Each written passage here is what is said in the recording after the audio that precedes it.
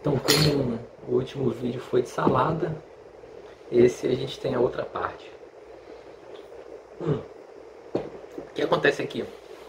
Eu li o capítulo 4 do Lion Murphy do Thomas Nagel, né? Do Justice and Taxation. Na verdade é o mito, the Myth of the Ownership, o mito da propriedade privada. Agora eu vou ler o capítulo 3, a justiça econômica na teoria política. Nesse eu não fiz nenhum resumo, nem nada, mas tem um parágrafo apenas, um parágrafo só, que eu acho que é a essência de todo o texto.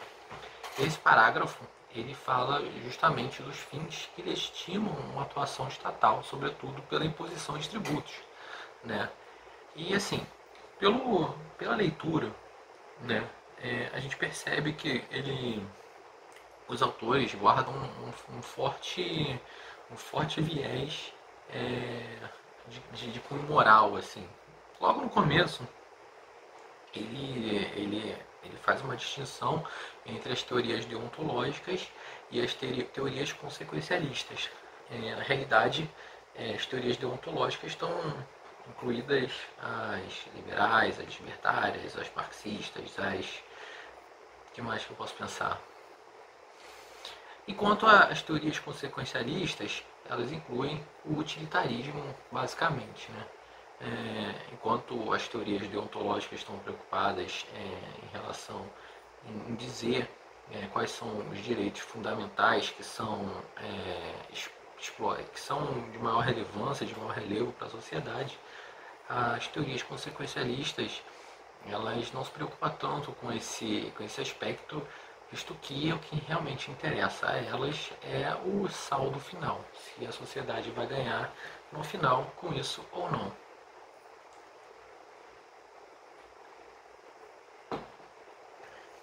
Dito isso, para cada teoria, interessante que para cada teoria, o mesmo objetivo do fim estatal pode ser atendido de forma distinta. Por exemplo, vamos pegar aqui o primeiro objetivo que ele cita nesse único parágrafo que eu vou seguir. A proteção dos direitos individuais. Esse objetivo aqui é muito claro mesmo para os liberais clássicos e para os libertários.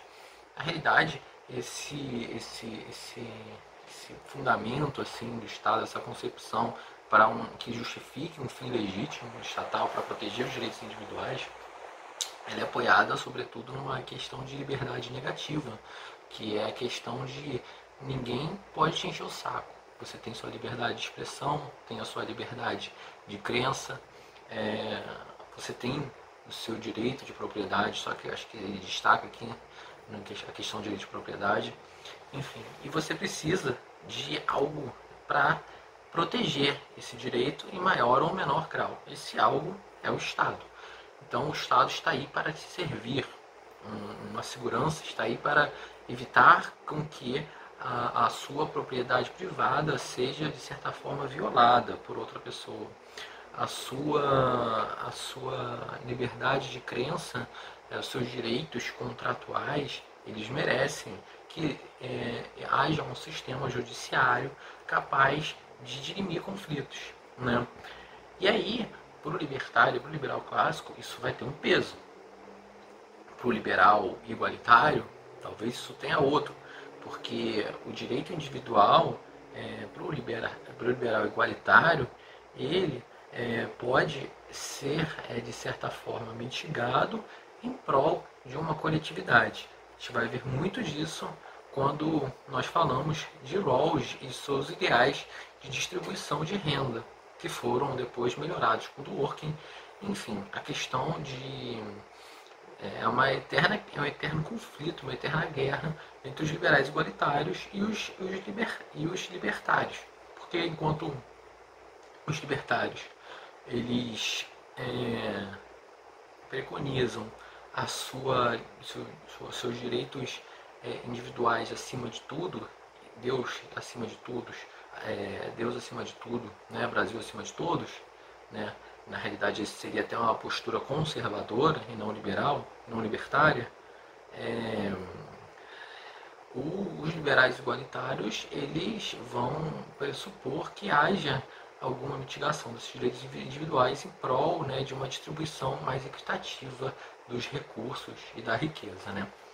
Bom, vamos passar os utilitários, claro. Os utilitários, em relação aos direitos individuais, assim, eu ainda estou em processo de desconstrução, em formação de opinião sobre a questão dos utilitários, porque assim, o utilitarismo tem um berço inglês e o objetivo dele principal foi evitar a distribuição desigual, né, que estava acontecendo por causa das revoluções inglesas. E para o utilitário, ele aplica muito o conceito de utilidade marginal. Como eu disse, eu acho que no outro vídeo, o acréscimo de R$ 1 que vai trazer na felicidade de um pobre, o acréscimo de felicidade que ele vai ter com R$ 1 é muito maior do que o decréscimo, né, de felicidade que um rico vai ter se ele perder R$ 1. Então, são valores, né, que o pobre ou o rico atribui de certa forma diferenciada para o mesmo bem, né? Mas o que justificaria o sacrifício de uma parcela de rico, né, em prol do pobre. Mas a questão, né, dos utilitários, né, eles estão sempre vendo o saldo final, o saldo líquido, e não como é que dentro desse saldo, quais são essas variáveis, esse rol, né, de pessoas, como é que está a distribuição entre elas. Então, quanto eu posso dizer assim, se falou de rol, posso falar de estatística, e de estatística me remete à média, ou desvio padrão, né? Quanto mais próximo da média o desvio padrão estiver, isso indica que a gente vive num modelo liberal igualitário.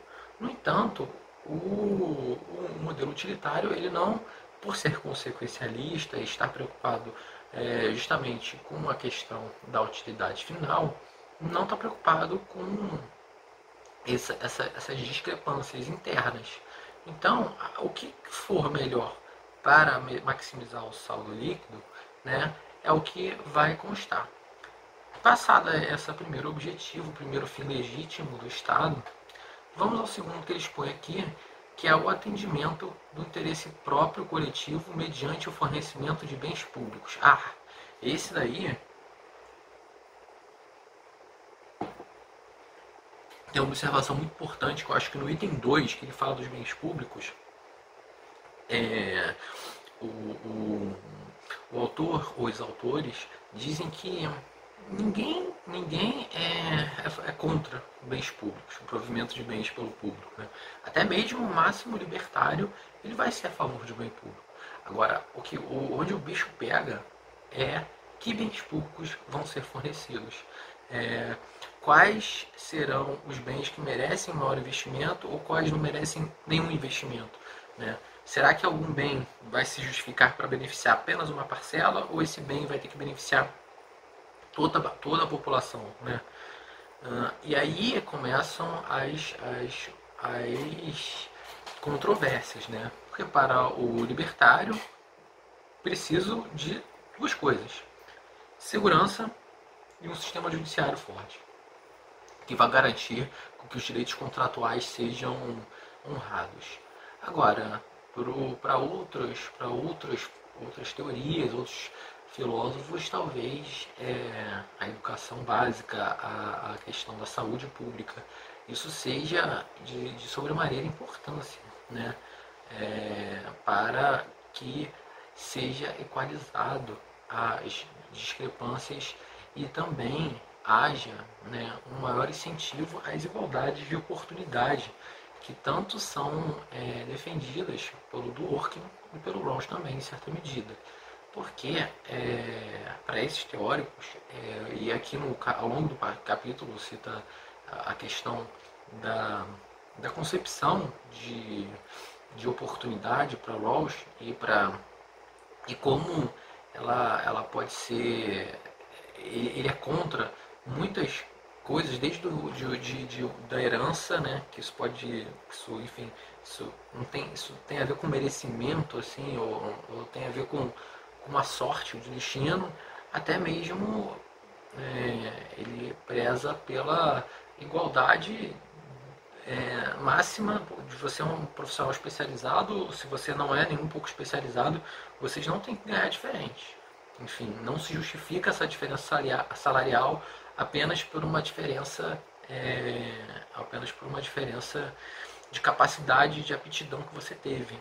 Então isso veja que é muito delicado e alvo de muitas críticas, já que se você se especializou na cultura popular, você deveria ganhar mais, no caso, né? Mas para o Rawls não é bem assim. Você poderia ganhar mais desde que essa desigualdade promovesse um bem maior do que uma igualdade, né? A desigualdade para o Rawls, de acordo com essa teoria da diferença, né, o princípio da diferença que ele defende, só é possível uma desigualdade se for mais benéfica que uma igualdade, né? E isso vai contra aquela questão de assumir riscos, enfim. E nessa questão de assumir riscos, já que poucas pessoas irão assumir riscos aqui no modelo liberal igualitário, porque muito dificilmente ele vai ser beneficiado com o seu risco, lógico. Um liberal, uma pessoa que opta por tomar risco, ser um empresário, movimenta a economia, faz a roda da economia girar, gera um polo de consumo, comércio, enfim. Talvez essa desigualdade dele ganhar um pouco mais se justifique. Por quê? Porque se todo mundo tivesse igual e ele não tivesse assumido esse risco, né, não haveria todos esses ganhos, né, para a população em si. A questão é que só é justificável porque essa desigualdade proporcionou algo melhor do que uma igualdade. Enfim, mas se olharmos para o bom senso, já que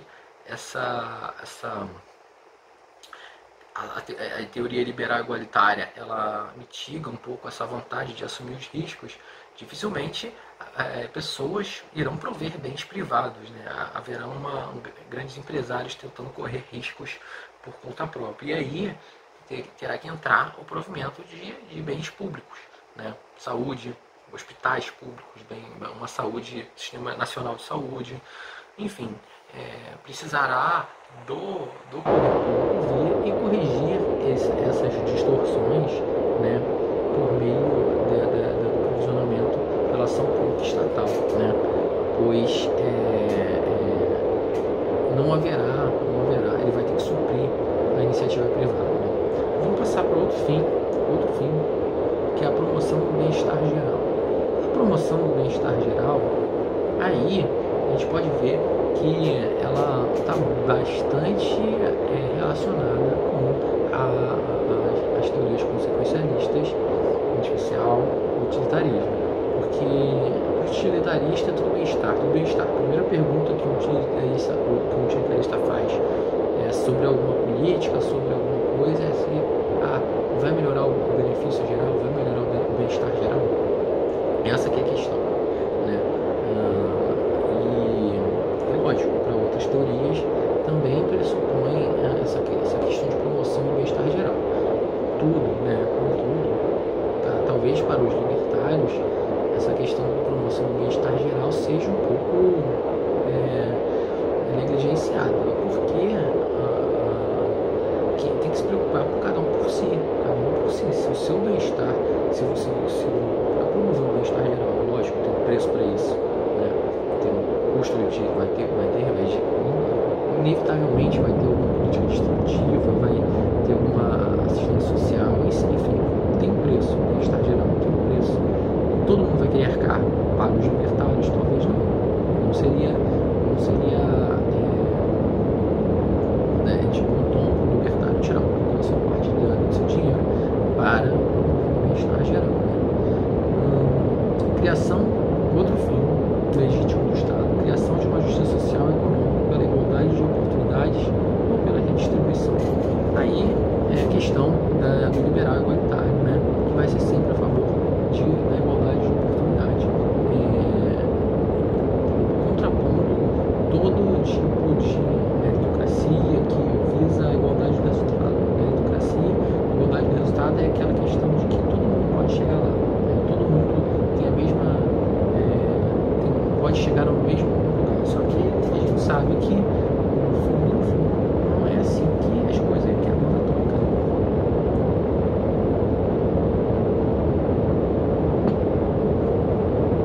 No fundo, pontos de partida diferentes, né? Aquela questão daquele desenho, né? Aquele desenho daquele meme, não sei se é bem desenho. Tem 3 pessoas, cada um com essa caixinha, né? E fala de diferença de igualdade e equidade, né? O mais baixinho, na realidade, teria que ficar com mais caixinha para assistir ao jogo, né? Quem é da estatura média ficasse com 2, né? Quem é alto não ficaria com nenhum, né? Aquela representação de que deva existir uma igualdade de oportunidade, né? Todo mundo tem oportunidade de assistir o jogo, né? E para isso é necessário uma intervenção forte estatal. E aí a questão da igualdade de oportunidade chama muita atenção nas teorias libertárias, liberais igualitárias, porque para Rawls, né, como eu já havia dito, não existe, não pode existir condições genéticas, e eu acredito que ele deva ter se referido a fenotípicas também, né, de questões de meio ambiente, de sua formação escolar. E isso não pode ser um motivo pelo qual você ganha mais do que o outro. E isso é muito delicado, porque veja, se você se especializa mais, você poderia ter um pouco mais de oportunidade, porque foi do seu, você teve você conseguiu sobressair de certa forma. Enfim, atrelado a isso, vem a ideia de redistribuição, que é muito forte também na teoria igualitária, que é a questão de pode ser feita por meio de contribuições, de impostos, que as pessoas mais abastadas, mais ricas, terão que suportar o ônus, né, das condições das classes mais pobres. Ou não precisa nem ser pobre, mas, por exemplo, alguma pessoa com necessidade especial, ela com certeza tem que haver uma certa compensação, porque ela vai ter mais gastos médicos, vai ter mais gastos de saúde, por mais que ela ganhe o mesmo salário, mas seja um profissional que ganhe o mesmo salário que uma outra pessoa que faça a mesma função, ela vai ter uns gastos maiores. Então, deve-se haver uma redistribuição, ou alguma medida de transferência, ou alguma medida de dedução de imposto de renda, alíquotas talvez até um pouco diferenciadas. Enfim, devem existir algumas ponderações sobre essas questões para deixar mais justa a sociedade, né? Bom, uma outra questão que chama atenção, e aqui eu vou consultar um dos capítulos, é a questão das recompensas e das punições, né? Isso vem muito atrelado à meritocracia, né? De punir o ruim e recompensar o diligente, né? Bom, isso para uma postura até mais conservadora faz todo sentido, porque vamos recompensar a meritocracia, mas como eu disse, não é bem assim, né? As pessoas partem de pontos de partida diferentes, elas têm experiências diferentes, elas, ao mesmo tempo que podem ter o mesmo acesso à educação, às vezes um tem que trabalhar mais, outro tem que trabalhar menos, consegue menos oportunidades de estudo, enfim. Tem muitas questões de se considerar. Mas eu queria chegar aqui num ponto relacionado ao direito tributário, que é a questão dos incentivos fiscais. Se parar para pensar, o que é um incentivo fiscal se não é recompensar a alguém que não aparentemente não tivesse o esforço para ser recompensado, né? Porque o incentivo seria recompensar o ruim, por exemplo, a grosso modo, lógico. Mas o incentivo fiscal, né, uma isenção, um subsídio, ele tem gente que não precisa, então talvez, por que não incentivar quem não precisa desses incentivos, né? Por que não dar mais dinheiro para a pessoa que está produzindo já? Enfim, existe uma série de fatores que vão indicar, fatores econômicos, inclusive de eficiência de mercado, porque vai incentivar a produtividade, né, e toda uma cadeia de produção de alguma empresa que receba algum incentivo fiscal para se instalar em algum lugar, por exemplo. Isso vai contra essa questão da recompensa ou da punição. Ele está recebendo uma recompensa, mas será que merecia? E sim, merecia, de um ponto de vista econômico, não de um ponto de vista relacionado a merecimento, meritocracia, né? Então, é uma questão bem interessante. E ele já tem 20 minutos. Aqui também, estou passando aqui rápido, mas fala sobre o significado da moral de mercado, que muitas das vezes o mercado ele pode privilegiar pessoas que já estão, por exemplo, uma pessoa que sabe investir, o mercado privilegia, talvez não tributando a renda, por exemplo, ou determinadas atitudes do mercado, né, determinadas atitudes, sobretudo políticas públicas, que incentivam talvez um mercado mais livre, enfim, são questões que têm que ser consideradas. Será que o mercado não deveria ter uma vertente que fosse mais justa, ou será que ele deveria correr de forma livre assim? Então, são questões que não dá para ser respondidas de pronto, lógico, mas que fazem refletir. A gente vê no texto que existe essa questão muito ligada à moral, né? A gente vê que talvez os autores sejam ligados a teorias deontológicas que veem que os direitos fundamentais devem ser considerados sim na hora de legitimar as ações do governo, né? Fora isso, não acho que tenha mais nada a tratar. Encerro por hoje.